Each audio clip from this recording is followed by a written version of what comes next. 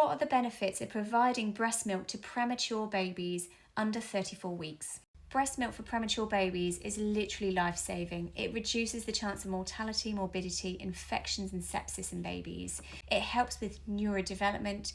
It helps to lower the chance of retinopathies in that postnatal period. It helps the time between transition from intravenous feeds to full oral feeds, being able to feed for themselves. Any parent from a health perspective who is able to be able to express for their baby will be encouraged to provide breast milk for their babies, to get hand expressing either during that labour or in the immediate postnatal period to really try and establish breast milk supply. For parents who are unable to breastfeed or who choose not to give breast milk to their premature baby, there are donor milk banks available and you will be asked for your consent to provide donor breast milk to your baby. The reason being it's far more easily absorbed through the gut, the nutrition is better, it helps to lower the chance of sepsis and infections in babies, and it significantly reduces the chance of a condition called NEC, which is a leading cause of mortality and morbidity in babies, causing death in that postnatal period for premature babies. And the benefits of giving breast milk to premature babies continues even after discharge. There are less hospitalisations of preterm babies when they have been given breast milk throughout their neonatal stay. Breast milk also reduces the chance of ventilator-associated pneumonia. Giving breast milk to premature babies also helps with the bonding and the attachment.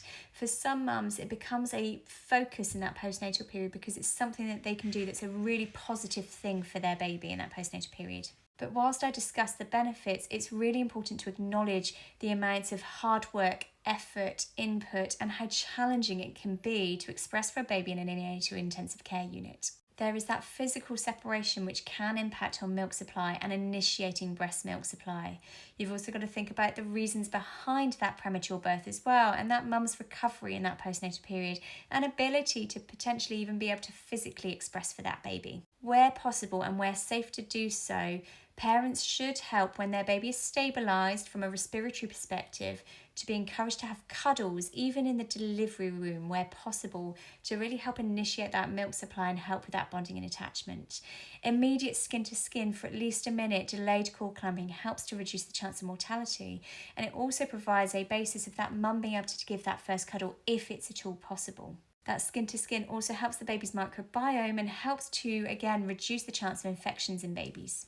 Ways to increase milk supply include hand expressing during that labour, if there is a labour, or immediately before going in for a caesarean birth.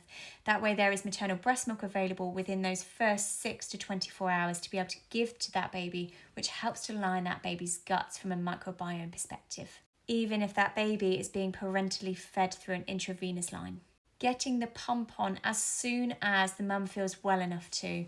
Pop the pump on, turn the bottle upside down, get the stimulation cycle going on. That needs to be done every 2 to 3 hours, and power pumping is really important to try and initiate and bring that milk supply in. As soon as baby is able to, doing some kangaroo care will really help to improve that milk supply.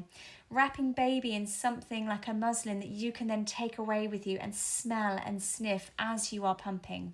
Double pumping is a must for any mum who has a baby in a neonatal unit intensive care. And that's because that double pumping really does increase milk volume and it increases milk supply. With pumps, they are often hired out by neonatal units. Please ask your unit if you don't have one, and they should be able to hire one out for you. You can also use the ones that are in those neonatal units. If you can, express next to your baby. Pop your hands through the incubator after washing your hands. Be in front of your baby when you're double pumping. Look at photos, look at videos. Take as many photos and videos as you can, both during the delivery room but also in the neonatal unit. And scroll through them as you are pumping because that helps the letdown. Check the nipple flange size. And finally, please ask for that support. Neonatal nurses are fantastic at providing breastfeeding support. There are infant feeding teams that you can be referred into as well, and they will be helping support you at every step of the journey. And if not, there is always donor milk available, and donor milk is a brilliant thing to have. Lots of neonatal mums, if they do have excessive supply, often donate their own milk.